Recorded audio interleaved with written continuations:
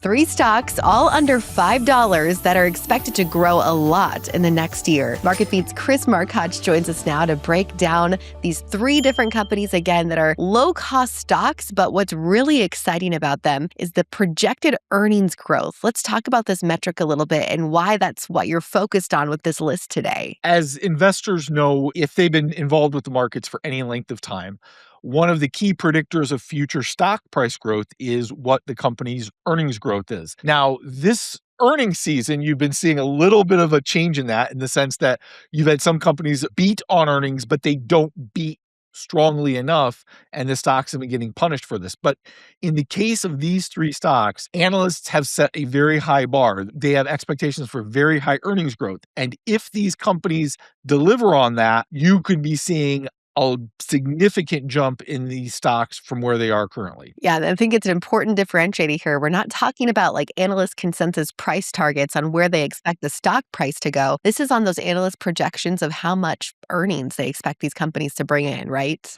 Correct. The projection about price target is going to lag the earnings projection because analysts are going to want to see the company deliver on that. But nevertheless, they are optimistic that all of these companies are going to deliver significant earnings growth. And when we say significant, investors will hear as we get into the stocks, we're talking about significant earnings growth. Yeah, the last stock on our list today, we're saving it for the end, Yeah. and that one has 150% projected earnings growth. So excited to dive into this list today. It's an interesting concept. And again, we're talking about smaller companies today, which is always an area some of our viewers really enjoy seeing. So let's dive right into the list, Chris. What is that first company that's under $5 right now with a lot of projected earnings growth? Right. So the first company we're looking at is a company called Transocean. The ticker symbol is RIG, R-I-G. In total transparency here, the stock actually this morning is trading a little bit above $5. And the interesting point here is that the stock is up about 6.8% in a week when the market has been basically getting dragged. So that should be an indicator to investors. You've got a stock that's outperforming, especially a penny stock, when a lot of the bigger names in the market are being dragged down. That's something to clue in on. So Transocean provides offshore contract drilling services for the oil and gas industry.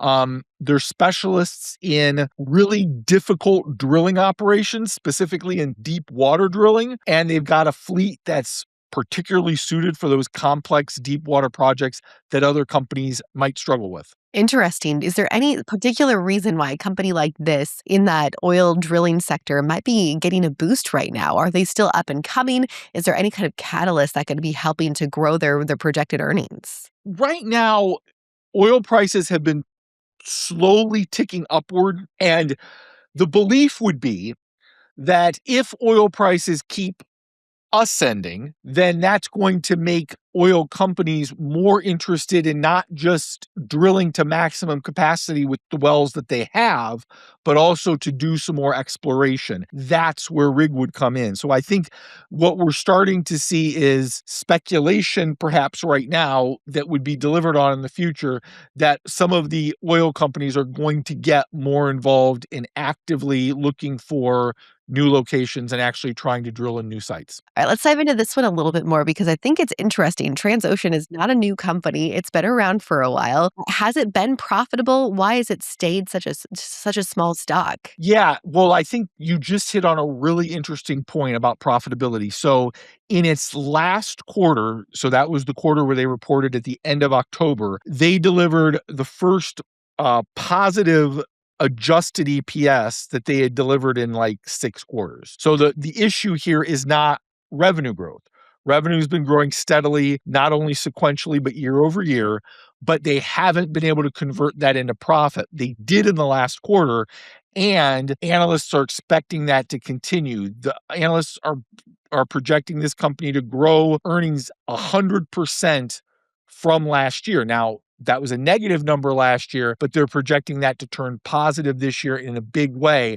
That would be very bullish for the stock price growth. Okay, so analysts are bullish on its earnings actually growing. How about on the stock price itself? What do they have to say about price targets for this one? The interesting thing about the stock right now is it's trading a little bit above the consensus because it surged so much this week. But There's a couple of things to note here. First of all, BTIG Research just earlier this week um, increased their price target on the stock from $5 to $6. The second thing to remember is that the company reports earnings on February 19th, so not for a couple of weeks yet. And that's generally the time when you're going to see analysts sort of sharpen their pencils, wait till the results come in and see. And oftentimes you can start seeing significant revisions, especially if RIG's earnings results support the main thesis, which is there's going to probably be more activity for the rest of the year. So that 100% earnings growth, is that expected to show up on that earnings report coming out in the next 2 weeks? Or is that kind of expected by the end of the next year? I think what you're going to probably want to see is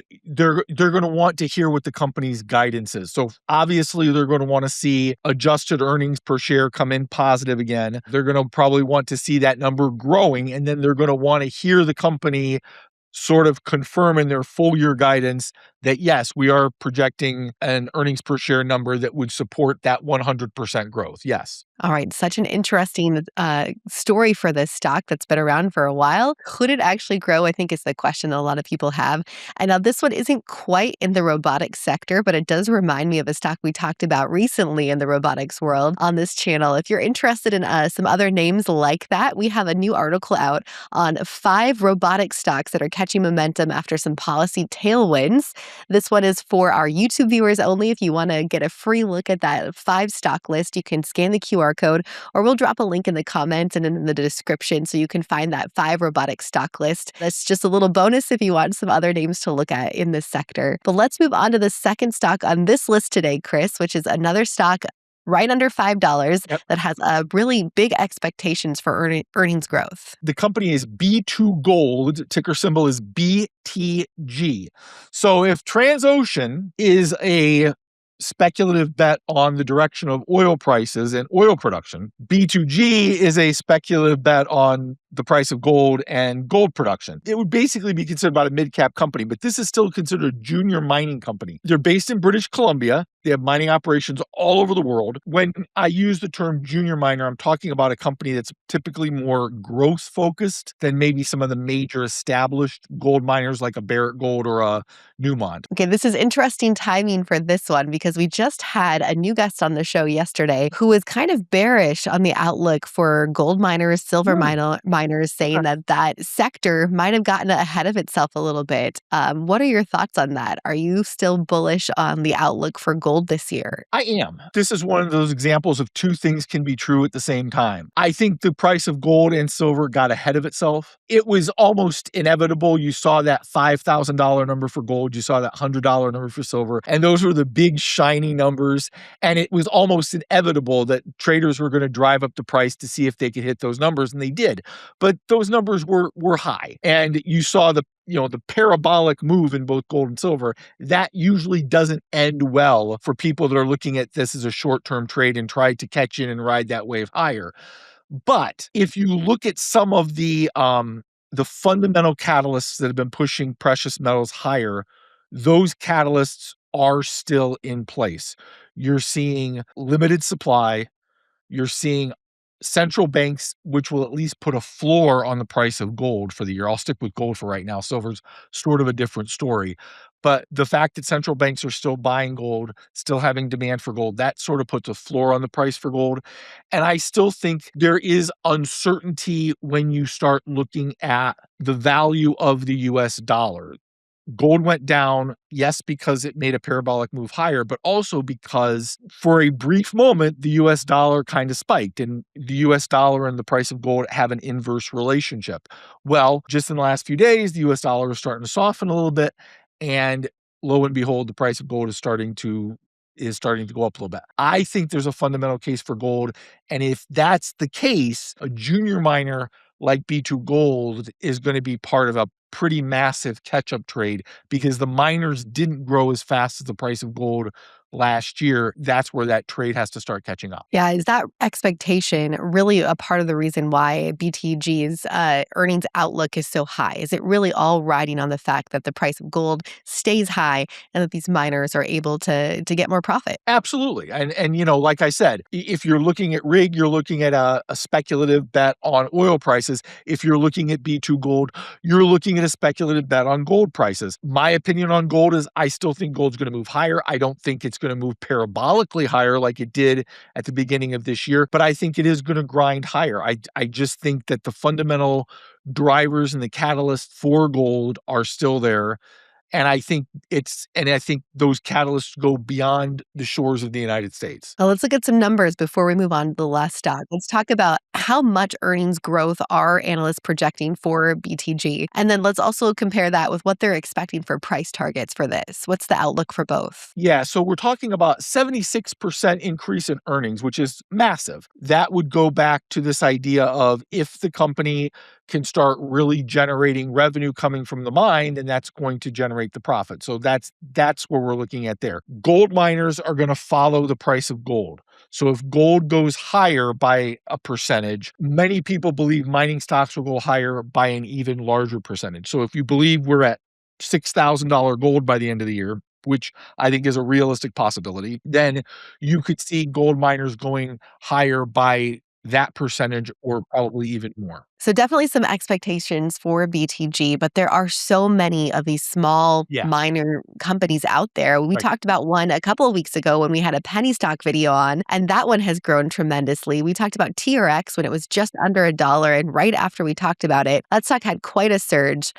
Just curious how BTG compares to other small companies like TRX, like we mentioned on the show, again, a couple weeks ago. They compare very favorably. We're talking about two junior miners. TRX Gold actually is another stock that I could have put on this video because analysts are projecting that company to have about 50% earnings growth. And again, that's just a reflection of what they believe is going to be happening with gold prices. However, both BTG and TRX, you saw a similar pattern in the last few days where they both surged as gold did, and they both sold off a little bit this week. However, the drop off in TRX has been a little bit steeper than the one in BTG. BTG is coming out of this week still up about 2% for the week, whereas TRX is down about 4.6%. So it looks like BTG has found its footing a little bit at a little bit higher level than where TRX is at. Yeah, both two stocks that are very dependent on the price of gold still going up this year, or at least staying strong where it's at. I know that you are bullish on the outlook of gold. Others are questionable on where it could go.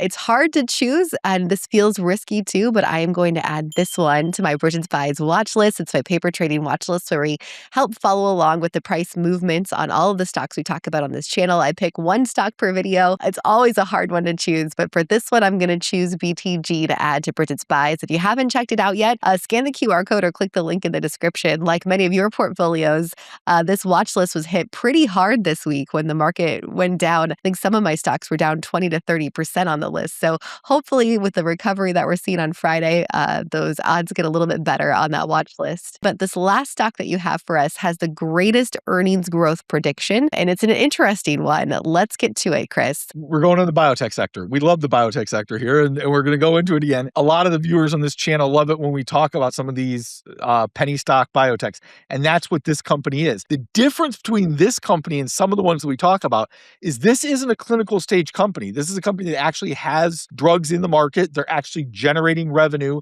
They're not profitable yet, but they are generating revenue. So the catalyst for this company right now is they've got a drug that's in stage 3 trials. So that means it's the step before they could potentially apply for FDA approval and have this drug on the market. They recently increased their revenue projections for the next 12 months. They raised them by 40%. And as you said, Bridget, this is a company that analysts are already thinking earnings growth is going to grow by 125%. And that could be a key reason why they're looking and saying, if revenue is going to go up that much, then that should lead to something big with the earnings story. Company's going to have to execute. However, knowing that they already have products in market should take away some of that risk, but it never goes away completely. The stock that we're talking about specifically is a company called Ironwood Pharmaceuticals. The ticker symbol is IRWD. Interesting. What field are they in specifically? They're in the area of gastrointestinal diseases. All right, a popular growing area. Lots of research. Now, it's not the GLP-1. I want to make sure people understand that. But this is another area of that, yes. All right, another good, interesting name to look at on a list of stocks under $5. If these are the kind of stocks that you're looking for, the names that are still up and coming, still small enough where you can buy a pretty good stake in the company, make sure to check out the penny stocks video that we mentioned earlier. Chris and I were on just a couple weeks ago talking about penny stocks. There's other names on the list that are still great to consider if this is the kind of stocks you're looking for.